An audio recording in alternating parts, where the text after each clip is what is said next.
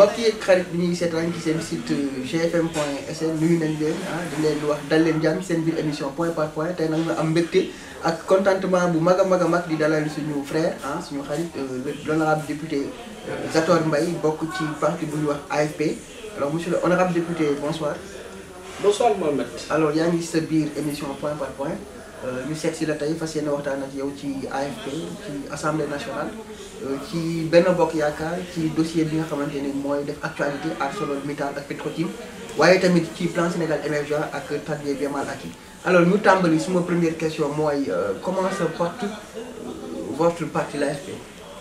alors Mohamed dama lay gërëm d'abord ci opportunité bi nga ma may ma mën a waxtaan ak askanu Sénégal mais aussi askanu diaspora bi nga xam ne taamu nañ lool di visiter sa émission bi mais aussi ñëpp rek ñi nga xam ne ñu ngi ci àdduna bi donc muy opportunité bu am solo boobu may ma la ciy gërëm bu baax ak sa technicien yi nga xam ne ñoo réaliser émission bi AFP nekk parti bi mu nekkoon parti bu mag un parti de masse bien organisé bien structuré maa ngi nii d'ailleurs di waaj a dem réunion ndaxte nit ñi dañuy wutalee taxawaayu parti ci opposition ak taxawaayu parti ci pouvoir bokk.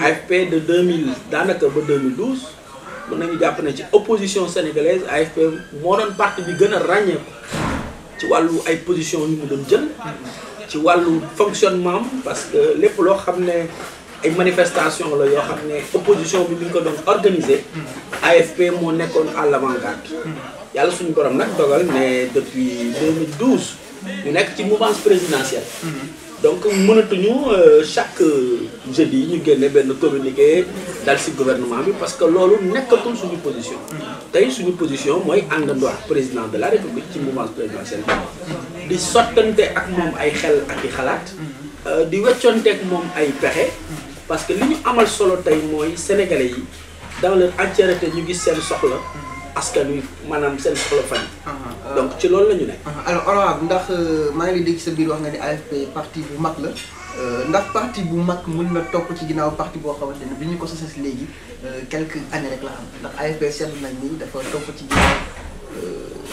ginnaaw AFP ñun ni sax naan jébbalu waaye man du ma ni jébbalu ndax pour man du terme boo xamante ni rafet na ñu koy wax. dama leen bëgg a firndeel ne AFP toppul ci ginnaaw benn parti l'indépendance organique de l'AFP est réclamée aujourd'hui plus qu'hier maanaam parti la boo xam ne seeyuñu fusionné wuñu tasuñu jébbaluwuñu ndax duñ daayira dafa di nag dañu nekk dans une coalition bu tudd Benno Bokk Yaakaar mu nekk une coalition politique ñu nekk ci di ci yëngu am aussi une logique bu ko xam ne ci la ñu nekk parce que munoo am tànk ci biir am tànk ci biti ñun dañu gëm ne soit ñu ngi ci biir ñu cohérent nekk ci biir wala nekkuñ ci biir ñun gën ne ñu ngi def de l'opposition mais mënuñu bu lundi mardi mercredi ñu dem conseil des ministres bu ñu génnee jeudi di tirer su gouvernement bi loolu du AFP. honorable question bu mujj ci AFP plan de carrière bu Moustapha Niasse ak bu Malick Gakou dafa xaw a wute mu andi dualité ci kaw boppu AFP naka nga ko jàngatee ndax gars yi ils réclament la candidature certains dans votre parti réclament la candidature de l'âge Malick Gakou. xam nga suñu parti élection yi ko traversé yëpp depuis sa création depuis 1999 daanaka romb na ñetti élection présidentielle élection présidentielle bu am rek AFP daf ci bokk nekk au devant de la scène ak son secrétaire général mu porter la candidature de l'AFP fi ñuy waxee tey secrétaire général parti bi Moustapha Niasse ñu tudd suba bu élection amoon Moustapha Niasse mooy représenté AFP ci élection yi parce que ba fi ñuy waxee nii parti bi tëralul ne congrès dafa war a am suba wala dafa war a am déwén wala déwén jot Moustapha Niasse moomu tey nga xam ne mooy président assemblée nationale nekk comptable du bilan du président de la république ma fàttali également ne bu yàlla li mu mayee woon bu ko nanguwul en 2017 au moment où les élections présidentielles vont se dérouler Moustapha Niasse sera encore président de l'Assemblée nationale est-ce qu'il est cohérent que Moustapha Niasse moomu nekk président de l'Assemblée nationale génn jàkkaarloo ak Macky Sall mi président de la République sortant pour que ñoom ñaar ñu xëccoo élection présidentielle ci ban garantie nga teg ni Moustapha Niasse 2017 mooy nekk président assemblée nationale. non du garantie fi ñu toll nii ci loolu la ñuy liggéey Moustapha Niasse député la.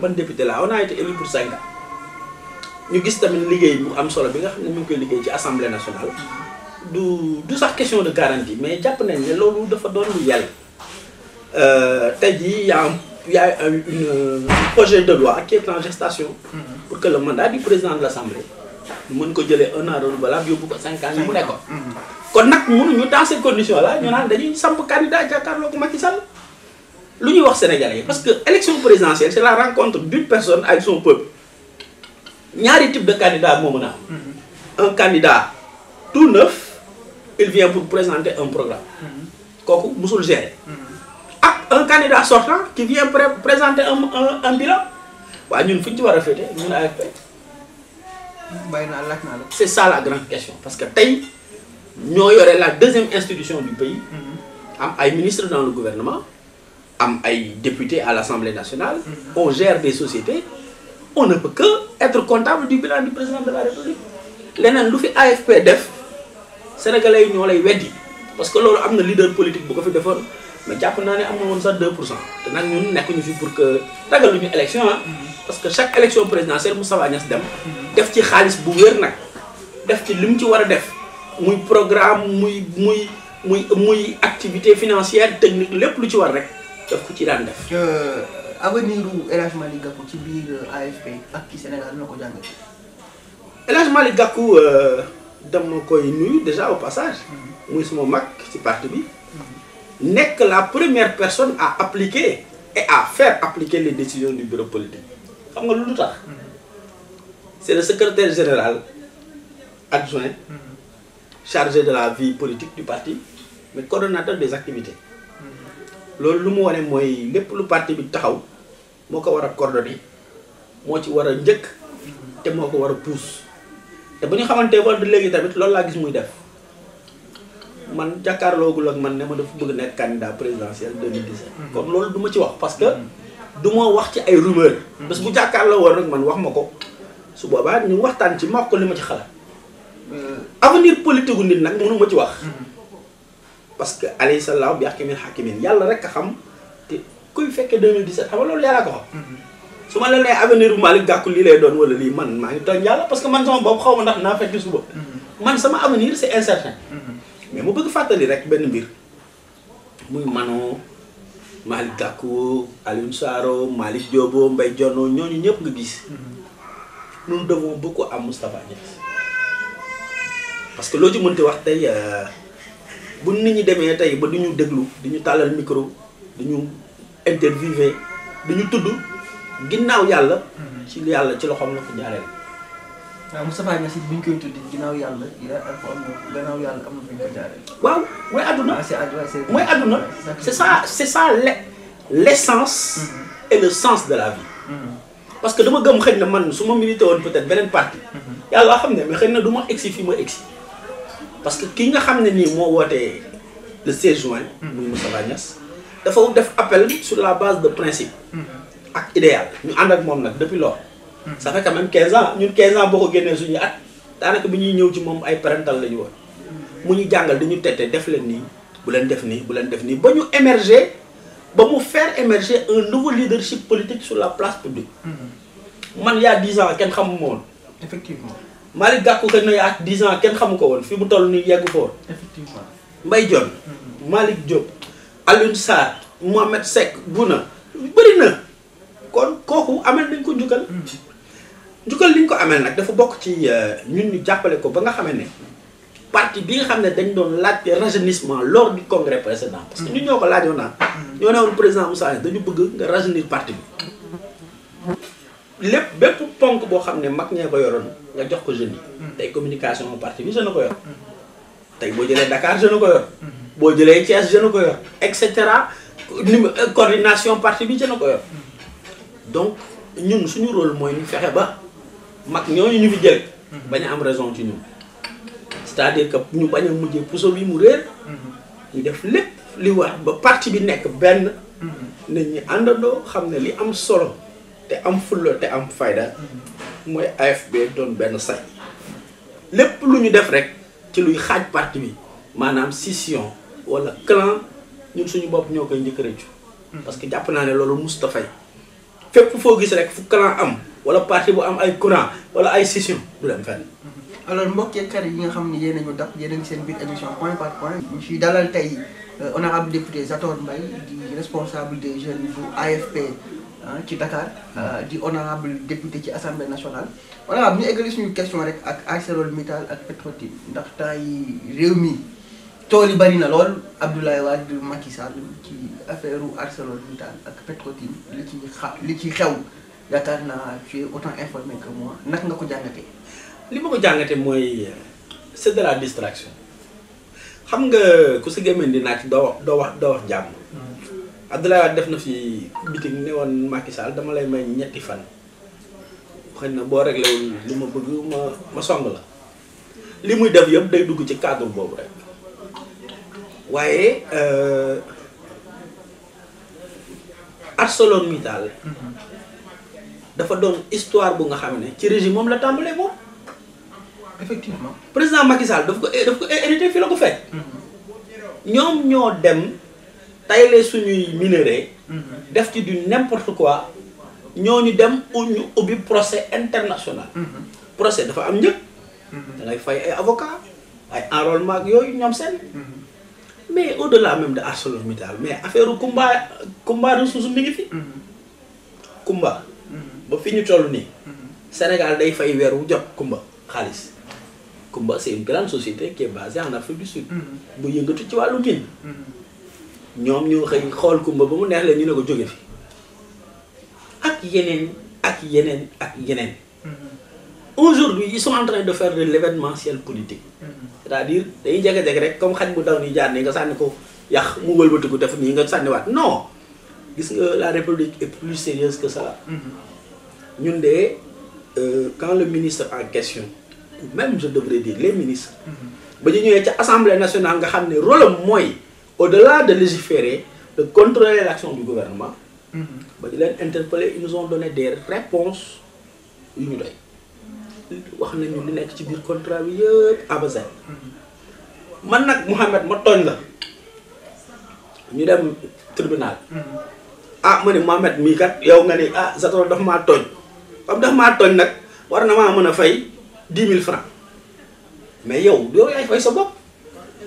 waaw juge bi nga xam ne nag moo jàkkaarloog ñun mu naan mais Mouhamed nee nga 1000 francs 10 000 la war a fay mais man jàpp naa ne Mouhamed 10 000 francs ëpp na. nga la fay junni. c'est ça l'histoire de ArcelorMittal ak l'État sénégalais. Honorable, est-ce que le président Macky Sall parce que inexpérimenté n'a pas mal négocié ce dossier-là d'ArcelorMittal parce que quand on parlait de 800 milliards pour venir à 75 milliards est-ce que ça fait l'affaire. D'abord le président Macky Sall personne ne peut dire au Sénégal qu'il est inexpérimenté. Ah bon? Il est plus expérimenté qu'Abdoulaye Wade. Ça c'est regarde son cursus. Il a été directeur général. Abdoulaye Wade ne l'a jamais été. Il a été ministre de l'Industrie et de l'Énergie. Effectivement. Il a été ministre de l'Intérieur. Il a été Premier ministre. Président de l'Assemblée nationale, aujourd'hui président de la République. Inexpérimenté par rapport à ce poste de Il ne peut pas être inexpérimenté. Parce que, si l'État, sur les 12 dernières années, il y a un solo. Vous pensez que devant le gouvernement, l'élection est faite, c'est parce qu'il a travaillé aussi. Non, il n'est pas outillé, il est très outillé. Attention. On dit en français qu'un mauvais arrangement vaut mieux qu'un bon procès.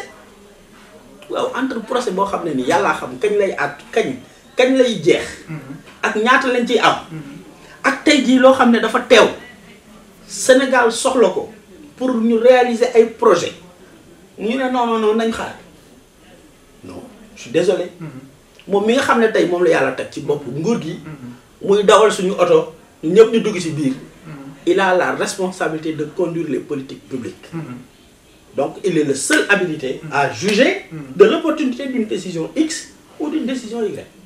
Parfaitement. Venons-en maintenant à Petro-Tim ak Alioune Sall Alioune Sall nga xam ne journaliste la woon demoon fi nekkoon fi ambassadeur fële ci je dirais pas ambassadeur sax mais nekkoon ku ñu envoyé moom ay fonctions diplomatiques en Chine. Alors revenu de la Chine ñu gis ni mu tombé ak période bi Macky Sall jëlee réew mi ñu gis ni il a pris beaucoup de kii au sein de beaucoup d'influence, je dirais, beaucoup d'influence. Est-ce que nous vivre à syndrome Karim Wade à travers Aliou Sall? xam nga man dama bëgg trop débat yi ñu koy personnaliser c'est Aliou Sall c'est Massamba ma Bigué ma Pathé. Vous savez les individus sont libres chacun en ce qui le concerne d'avoir une activité privée et une activité économique. Parce que in fine la politique là ce n'est pas une profession. Mohamed, politique bi du profession. Ñun ñi député wala dara c'est une fonction limitative dans le temps. Mais très sérieuse. Non, weesu na ëpp na sax aspect sérieux ëpp na. Mais c'est une fonction qui ne devrait pas constituer une profession. Maanaam yow mi ci nekk war nga mën a mais am looy dundee parce que da nga daan am ku ci nekk da nga war a wut sa métier di ci dund yaa ngi nii di dund ci sa métier mais ëllëg mën nga defal interview un milliardaire mu xëy ne la mais man yow ton profil m'intéresse je veux que tu démissionnes à GFM tout de suite je veux que tu gères la communication de ma boîte mais Mohamed da nga naan GFM gërëm naa leen sant naa leen mais nag bàyyi leen ma nag ma dem nag ndax bëgg naa nag am kër am oto yóbbu sama yaay màkk takk jabar et cetera voilà. Mais ceci ne symbolise pas le cas Aliou Sall. Alors je veux dire que man je ne rentre pas dans des cas particuliers man je parle du global. dama bëgg Sénégal nit ñi xam ne wërsëgu doomu aadama daal yàlla moo xam fa mu koy jaarale. Man je ne reviens pas sur pourquoi il a pris telle action il ne devrait pas pour non je ne rentre pas dans ces choses li ma gëm mooy Aliou Sall. bi ma xam l'homme politique. bi ma dégg il s'est battu à sa base à Guédiawaye. Il a remporté haut la main les élections. À Guédiawaye il est maire. dañ ko ñaanal mu réussir. Kon l'intérêt des populations. Kon part bi ñuy wax ni Macky Sall jox na ko ci contrat kii bi kon wërsëgam la. su ko joxee mais je sais pas man je ne maîtrise pas les tenants et les aboutissants de ce contrat là. Donc te man damay bëgg toujours rek damay wax ma maîtriser ko daal. Voilà. Léegi honorable ñu egsi ci traque des biens mal acquis traque bi mi ngi bëgg yàgg di honorable yàgg na lool sax te sénégalais yaakaar naa ni traque des biens mal acquis sàppi na leen il faut le dire parce que ça n'accouche pas quelque chose de concret. Ba léegi ñu ngi xaar de 2000 milliards on est arrivé à 600 et quelques milliards aujourd'hui on parle de 117 milliards moins les 35 milliards de Singapour yoo xam ni leerul sax ndax Karim chaque fois da ciy appuyer naka nga ko jàngatee bilan xam nga déjà c'est un dossier qui est en instance et en instruction man au-delà d'être député dama bokk ci instance judiciaire bi war a àtte ministre yi nga xam ne dañoo jalgati. muy haute cour de justice j'en suis membre titulaire. Ce qui m'interdit de commenter un dossier en instance parce que xam nga ëllëg mën na daanu si ñun ñu war a àtte Karim su boobaa ñu ne yow waxoon nga lii wala waxoon nga lii moo tax dossier boobu duma ci wax li ma bëgg par contre souligner mooy le temps de la presse n'est pas le temps de la justice encore moins le temps de la politique. Tey yéen presse da ngeen bëgg léegi ngeen jàpp benn buzz tout de suite teg ko dóor gars yi seetaan jënd jun non la justice est plus complexe kenn mënu la wax fi ñu toll nii gis nañu wala gisuñu kenn mën na la wax Karim def na wala deful parce que procès baa ngi dem. Procès buy nam nag man je m'interdis de le commenter. Ça vraiment par respect pour la justice. Mais également par respect pour li nga xam ne nii moom la yàlla teg suñu kaw muy ce devoir là ëllëg xamuñu. Mais honorable bu ñu demee ba di dégg ni ay bijoux ak ay yére yu jabaru Karim Wade bi nga xamante ni yàlla na ko yàlla yërëm te xaare ko ay jana ñu ngi koy importer di ko andi seen yaram du daw.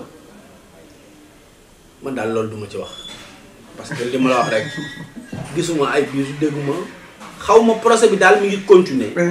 Nanu bàyyi justice mu def liggéeyam. Alors honorable ñu terminer suñu émission ak plan Sénégal émergent.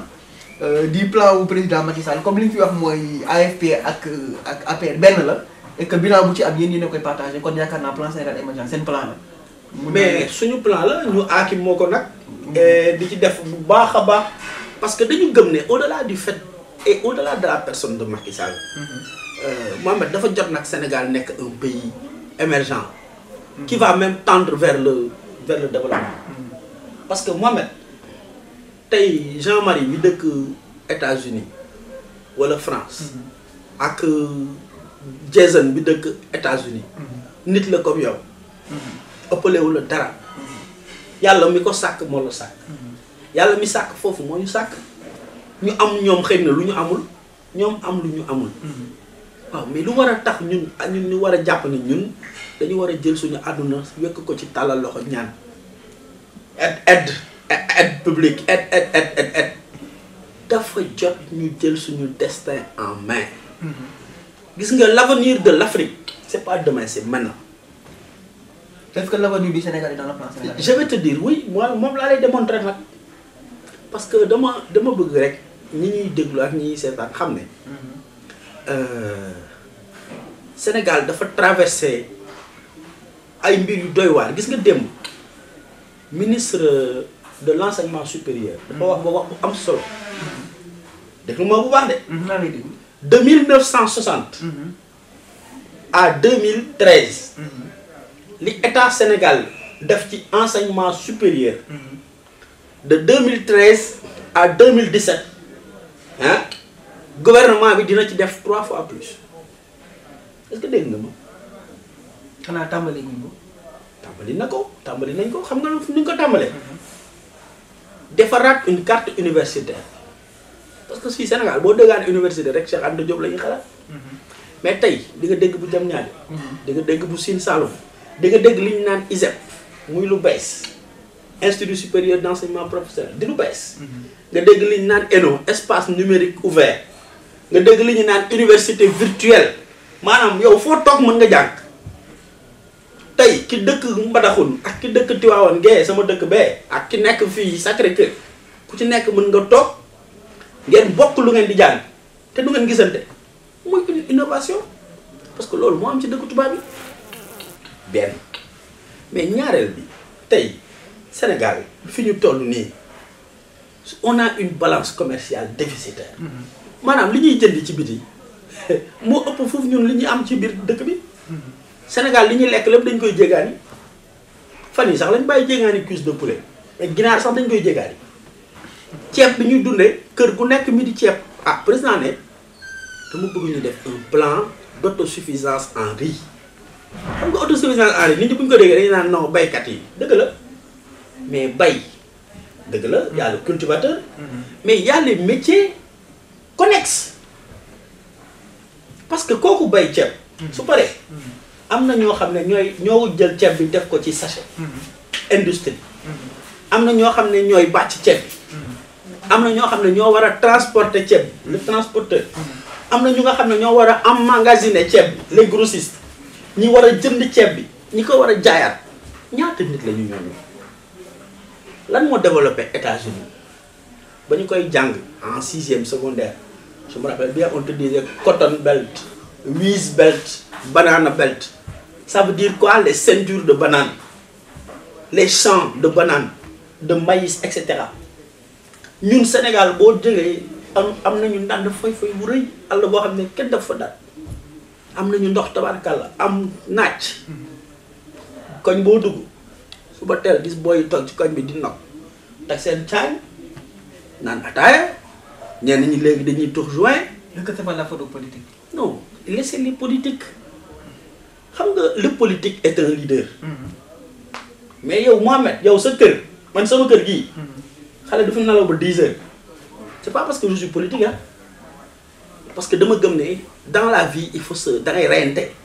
man mi di wax ak yow je peux dire que j'ai fait toutes sortes de métiers pourtant j'ai un cursus académique clean mais terewul dama gëm ne man pour ma dund dama war a am nga cet parce que maay sama taawu kër mais du ma toog di ko xaar je croise les bras.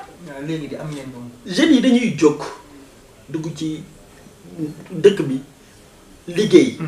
gis nga y a pas de secret li naan dëkk bi dafa màcc yi dëkk bi parce que nit ñi tàmmuñu liggéey c'est pas compliqué demal Europe 6 heures du matin mu mel ni yaa ngi midi fii gars yi nii lañuy def nii daw dugg ci métro yi daw ñu ngi dugg ci parce que foofu liggéey da ngay liggéey da ngay fay impôt soo fayul impôt gars yi rëq sa ndigg soo budlee fa gars yi rek sa ndig mbalit sax boo ko tuuree d'une certaine manière ñu rek sa ndig nit ñi ñëpp ku ci nekk jeune da ngay rêver dem Europe.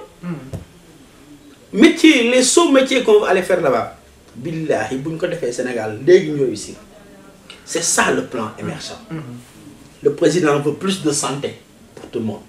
Plus d'éducation, plus d'infrastructures. Et loolu yëpp boo ko combiné normalement on aura plus d'emplois. Donc le chômage va baisser. Parce que le chômage bi ñuy wax ni ce n'est pas un problème sénégalais. C'est un fléau mondial. C'est dans tous les pays. Alors honorable député, le temps qui nous était donné est terminé. ñu lay jaajëfal di la gërëm di la remercier ci dalal bi ñu dalal sa kàddu bu mujj rek. Mais gërëm leen ci liggéey bu am solo bii ngeen di def. Et je pense que lii mooy démocratie indi nit ñi vers des débats contradictoires programmatiques. Mais kii wax na kii lii non non non nañu dem au fond des choses sénégalais yi xam ci lan la ñu nekk. ñu ngi nii di soog a génn ci marathon budgétaire bi plus de 600 heures de débat. pourtant nit ñi dañ naan député yi dañuy nelaw 600 heures laa la wax de débat man xaw ma kañ laa gëj a xam dimanche. Ça fait 5 dimanches d'affilée yoo xam ne dañu koy liggéey de 9h à 23h kon nag maa ngi leen di gërëm bu baax. Alors mbokk xarit seen émission point par point jeex na ñu leen di dig daje beneen yoon ak beneen invité jërë ngeen jëf.